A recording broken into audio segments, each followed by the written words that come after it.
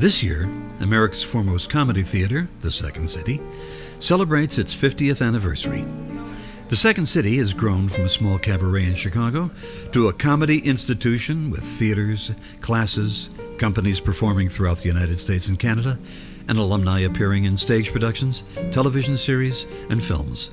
In the main theater's lobby on Wells Street in Chicago, a large poster-sized list of alumni acknowledges their contributions. Aside from the many actors, directors, stage managers, and producers, however, there are a great many other people who've left their mark on the theater, including touring company members, managers, bar and box office staff, and others whose names aren't found on that poster.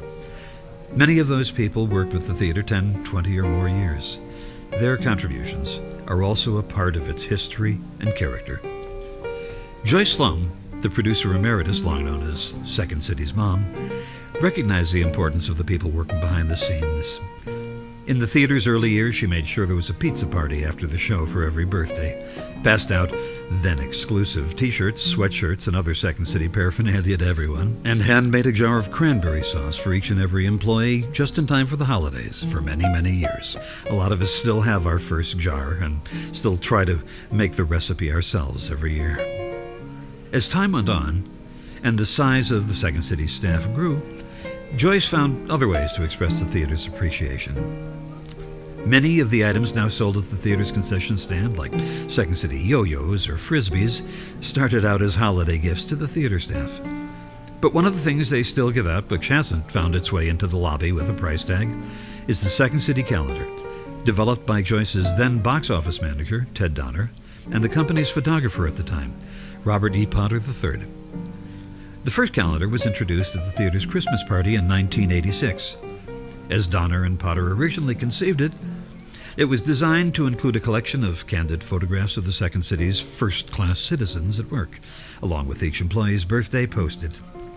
These calendars were done by hand before there was software to do this stuff with.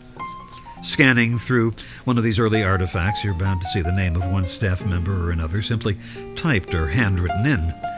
Joyce was always careful to make sure everybody felt included, so even staff who started with the theater just weeks before Christmas would find their names and birthdays in the calendar. If you've ever been to the Wells Street Theater, you've seen, in addition to the classic portraits by Bill Utterback, photographs of many of the famous alumni on the walls of the lobby. The photos in the lobby are mostly production stills from the revues in which the actors performed.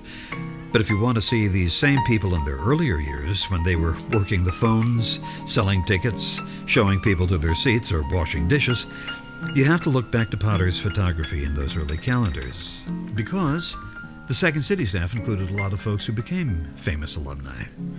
Jeff Garland's days in the box office, asking customers to dance like chickens before he gave them their tickets, are as memorable as anything he's ever done on Curb Your Enthusiasm. Stephen Colbert worked with the house staff as well, as did Jackie Hoffman and Michael McCarthy. Folks like Jon Favreau and Ian Gomez started their careers on staff, washing dishes or waiting tables or tending bar. Jon Favreau even designed original t-shirts for the lucky cast members of several shows. As the Second City grew over the course of the last 50 years, these calendars speak to both a simpler time and to the importance of tradition. The people who contributed to the Second City and its rich, vibrant history include actors, directors, stage managers, producers, house managers, dishwashers, hosts, waiters, a great many people. So for all of those alumni, regardless of whether their names are on that poster-sized list in the lobby, this collection of images serves as both a reminder and a celebration. The Second City has given all of us some extraordinarily good memories. Happy birthday, Second City, and happy birthday to everyone who's worked there these last 50 years. Together, all of you did something which you should be very proud of. Thank you for your contribution.